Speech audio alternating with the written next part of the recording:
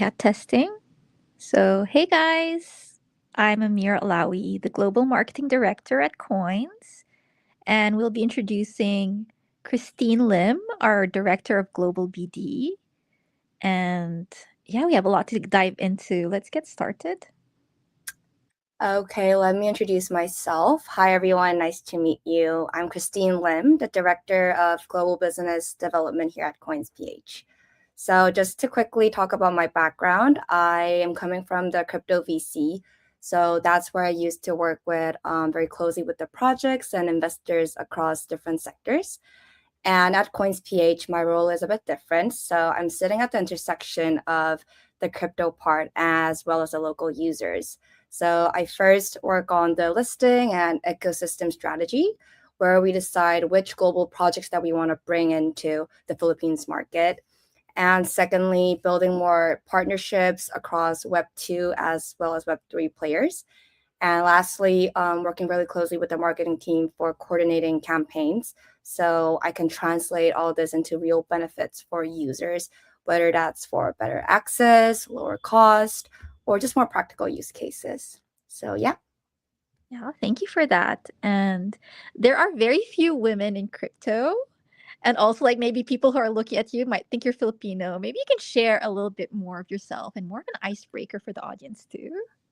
I wonder where people actually assume my ethnicity is. Even my friends get confused. All my colleagues are also confused.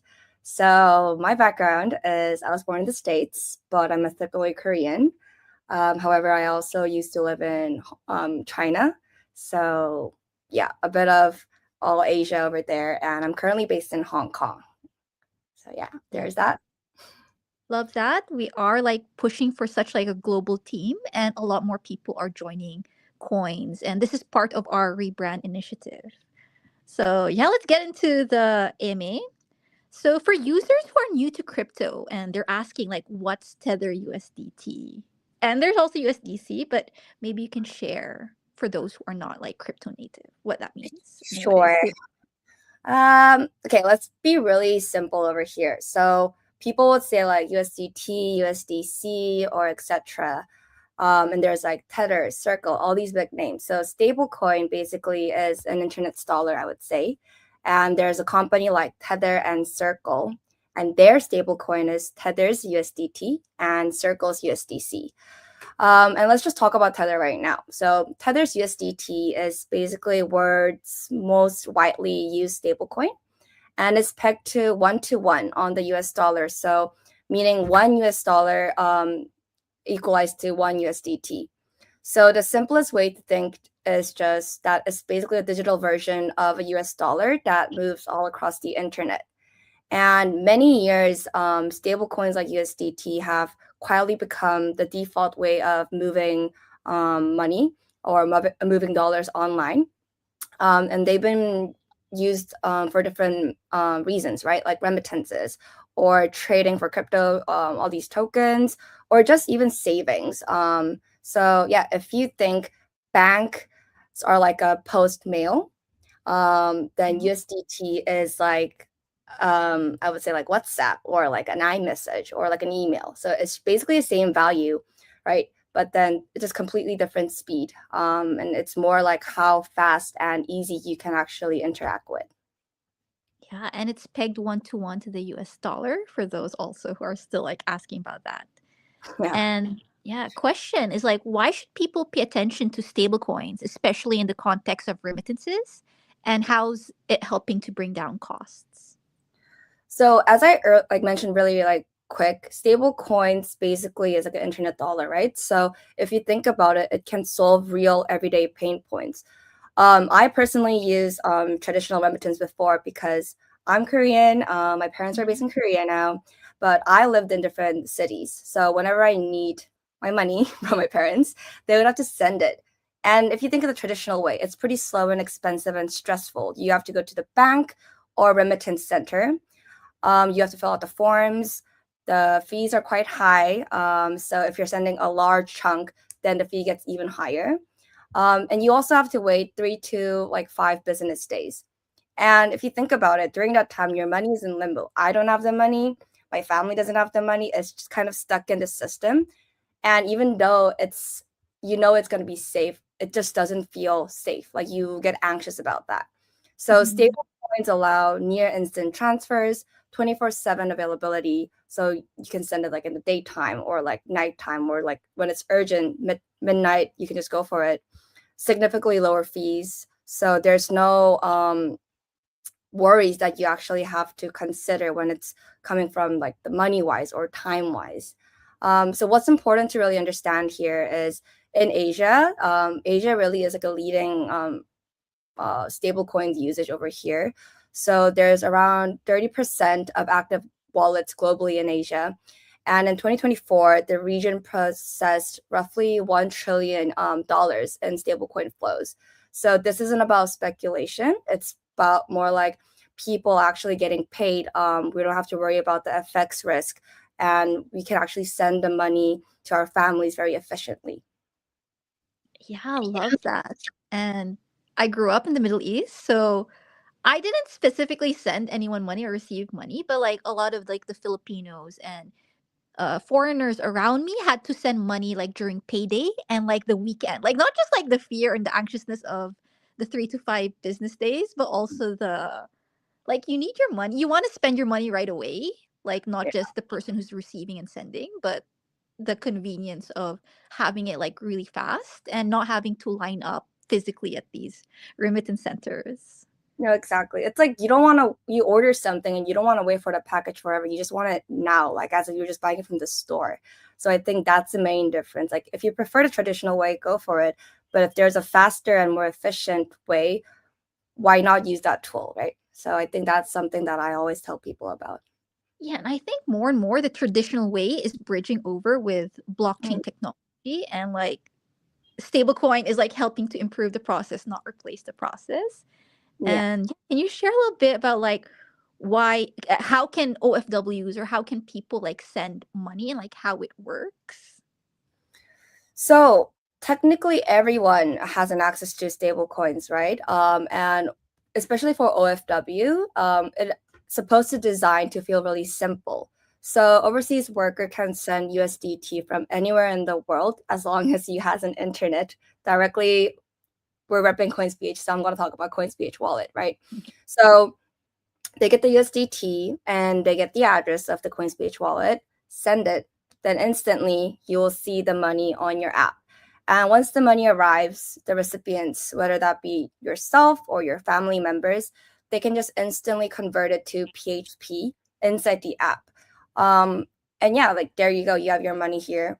You want to put it to your bank account? That works. Do you want to directly use it using QRPH in different merchants? Go for it. So the important part here, I would say, is when the families don't understand crypto, then you're like, oh, like, then I don't really think we can use it. But in reality, we're trying to make it very simple. We're trying to make it very user friendly. So families don't even have to understand the detailed part of crypto. From their perspective, it's more like, I just received my money. I see it here. I can use it right away. So we're kind of getting rid of the complexity and making the whole experience more smooth and convenient and familiar. Yeah, I love that. And we're building a super app. So, like you mentioned, the money you can actually already spend it from within the Coins PH wallet itself through the QRPH feature, through like sending it also like locally and just paying for your bills. Everything gets to live in like one wallet. And that's something we're pushing for and not many people know because like when people think of coins they think of like oh trading and crypto but there's just so much more to coins and Yeah, yeah this is a big there's part of our we've been roadmap. we've been working hard. We're like the Santa's elves right now. We can talk about more later on what we've been working on and what's gonna come next. But yeah. Yeah, and also like the features, the UX, and like listening to the community. That's a big core of what we're working and focusing on. Mm, So yeah, we're talking a lot about stable coins and remittances. Why is coins.ph partnered with so many global money transfer firms? because we're great. Joking. I mean, we are. But to talk more about that, so remittance are like core to Philippines economy, right? There's over more than 10 million Filipinos working abroad. We all know that around like 8 to 9% of the Philippines GDP is coming from the remittance. So improving this how the money moves and come home is not just a niche problem, it's actually a national one. And Mhm. traditionally, when the money passes through different or multiple intermediaries, you're basically adding cost and delay. And if there's more, that means the delay gets longer, the cost gets more expensive. So we're trying to reduce that by partnering directly with all these big global payment or like money transfer firms. So eventually, the users can actually feel that the friction has been reduced. There's no more unnecessary middlemen. And talking about ourselves, coins.ph is the licensed and regulated exchange in the Philippines, right? Which matters a lot as stable coins because we're touching real economies. And global partners, they will want to work with a platform that they can actually trust. And if they want to operate in different markets, they would want to work within the local frameworks. They would want to work within the compliance. So they would have to go to the expert or the actual regulated approved ones. And we are D1. So therefore, that's why we're partnering a lot with different like payment companies or like um, big firms over all across the world. And yeah, at the Yeah. end of the day, they would want to tap into Filipinos market. We are part of the Filipino family over here. We are here for the people. So yeah, it's like a win-win situation. Yeah, and we champion like Philippines and like Filipinos, but we're also global. And a big part is the regulatory compliance that we bring. Our team and also like our founder Wei, he's just really connected and like coming from like the strong background he has in Binance and like growing all these companies. Like that is also a big part of why we're able to have all of these strong partnerships. Yeah, and So also we're yeah. trying to go global. That means our network is not just limited in the Philippines, but we are actually touching up on all the different markets. Like I'm based in Hong Kong. Hong Kong is a very global city, right? I'm talking to a lot of different partners, whether that be investor, whether that be projects, whether that be Web2 like banks, financial infrastructure like companies, or etc. So I think overall as a company, the reason why we're going global is we have to work with all these global partners, and therefore we also need to understand what's happening in the world. We also need to be connected. So yeah, that's like the main point I would like to highlight over here too. Yeah, and like Latam, the Middle East, all of Mhm. these like different hubs and bring that into the coins ecosystem and just really aggressively growing locally and internationally, like creating like value creation for our users. Yeah, Yeah, so based off of data and current trend, where do you think like the global crypto map is heading? so we're like entire crypto market overall, I'd say we're entering a new phase for stable coins. So that's why we are seeing so much more like regulations happening, especially like this year. And some people are like scared of it, some people are more concerned, some people are very excited. But I can confidently say regulations won't eliminate them, but it would actually localize them and make it as a more safer option. So right now, even in the traditional finance market, as well as crypto, emerging markets are basically a big part of it. So Asia, but we're in Asia, like Southeast Asia, like Philippines, Vietnam, Indonesia, also like South America, Mexico, Argentina, as well as MENA area like Africa and Middle East. So all this area actually have a lot of potential, especially with the fact that there is a demand for remittance, and there's also a lot of OFWs. And also, especially this year, we've been seeing a lot of news in terms of U.S. and Europe having different regulations and rules. So U.S.'s is Genius Act, EU's MiCA, and all these growing Asian countries like Hong Kong, Singapore, Japan. They also are having more regulatory clarity on stablecoins. And the the key thing is if there is a clear rule, that means there's more trust. And if there's more trust, there's more users. And if there's more users, obviously companies like us, coins.ph, we gotta make it very simple, very easy, and very beginner friendly for everyone to use. So it just becomes a part of our everyday. Yeah, great points. And there are some users who like look at like the bear and bull cycles, and right now we're entering a very different phase because Mhm. like it's more about utility and mass adoption, like regardless of market sentiment, like the use case of crypto is going to be strong and stronger in the coming years, especially with the government and like all of these big institutions coming in. Can you share a little bit more about those who are afraid of like of high, they call it like a high volatile asset class like crypto? So I think if you're comparing it, so the thing is, traditional finance, what happens across 10 years can actually happen in crypto for 2 years. When I was on the VC side, I've been seeing different cycles. So what happened in like the bull cycle back in like 2021 is very different from the bull cycle either early this year or even the bear market when people call it. It's very different. And especially with the fact that, as I mentioned, it's very being institutionalized. There's more regulations coming in. Government, all these financial institutions are all stepping in. So I would say when you're actually afraid of like whole crypto market, very much valid, right? Because you don't really know what's going on. It's a very like a big ocean. But when we're talking about stable coins, I think this is something that like me personally, I always tell my friends like stablecoin is different from all these different crypto tokens. The nature is very different, the purpose is very different as well. So yeah, I would want you to kind of distinguish that, even though it's kind of falls into the same crypto umbrella. Yeah, and what's next for coins?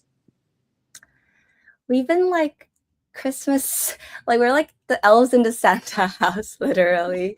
We've been so busy, I think, trying to develop and also iterate a lot of different things. Um, I think what we're trying to do here is we're trying to go deeper, not just broader as well. So we're focusing on Amir, you could talk more about like how we're going global and also we're building the super app. But Mhm. when I'm talking about more the stablecoin side or the infra side, we're focusing on strengthening the infrastructure underneath the app. So the money movement here could be even more reliable and compliant and very easy to use.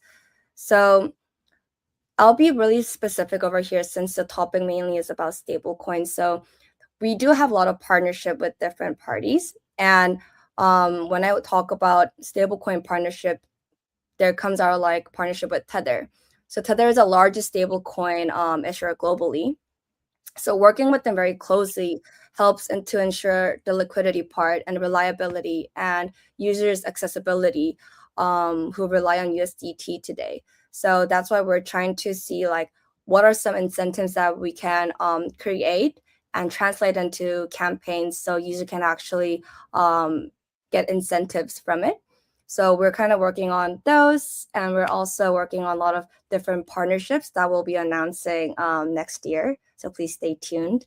And our app is like a huge thing that we are actually working. So Mira, do you want to share more about that? Yeah, love those points. So we'll continue to improve user experience, expand supported assets, and build partnerships. And also like work really closely with the community. We're doing a lot more in-person activations. We're going to schools, to universities, and we just want coins to be like a bigger part of everyday life. And that's something we're going heavier into, especially next year. So, yeah, stablecoins and USDT are helping to shape how Filipinos and non Filipinos send, receive, and store value. And coins is here to really make that happen. And the wallet aspect of it is here to create a safe, simple, and accessible space for everyone. So, thank you so much, Christine, for joining us. Thank you for humanizing this topic, which is intimidating for a lot of people. Yeah. And thank you to all our listeners who tuned in. Feel free to ask your questions in the comments below, to suggest topics, and we love hearing from you. Whether that's online or offline, reach out to us. Make this a conversation, and yeah, we love feedback. So thank you, everyone. Thank you, Christine. Everyone. Bye. Bye.